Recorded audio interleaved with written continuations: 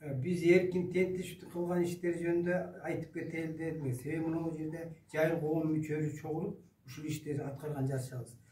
Себеби эркин тентишип жетим жестерге жардам берип жатат. Ошонун ичинде май таратып, чай таратып, унун таратып, орозо айттын убагында. Андан тышкары спортсмендерге чоң иштер жасап жардам берип атат. Мына Жайыл районунун 30 жылдыгына өзүнүн салымын сазып, көп кошумча жардамдарды берди. Эми эркин тентишипке биз эмне деп айтабыз? Эркин тентишип кылган иштери ийгиликтүү болсун, ден соолугу чың болсун, бала бакырасы аман болсун, ар дайым жакшылык үстүндө жүрүшүн, башына бакыт дөөлөт орносун, Кудайым колдосун. Рахмат. Урматтуу эл журт, Жайыл коомунда иштеп аткандар. Эркин тентишип жөнүндө айта кетсек, түгөнгүс иштери көп да.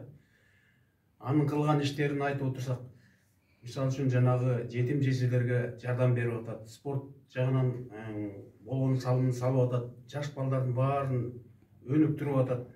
Анысы кандай, буга жеркисин деле айтып кетсек, эме болуш деген, губернатор болуш деген турганда мо тиягы Кеминден баштап Чалдыбарга жер бүт каналдардын баарын тазалап, анысы кандай бүт мунун кылган иштерин баары зор абдан.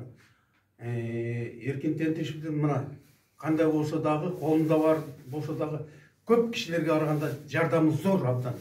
Муну мен настоящий кыргыздын патриот жигити деп эсептейм. Муну ушундай эмелер көп болсо экенбиздечи. Андан тышкары эми эркин тентишиптин эмесине айтарым, ден соолуктуу болсун, аман болсун, балдарын сый урматын көрсүн, мондай туугандарыбыз, туушкандарыбыздын колдоп турсун. Даже сол коому мына ал ошонун иши, абдан чоң иши эмгеги.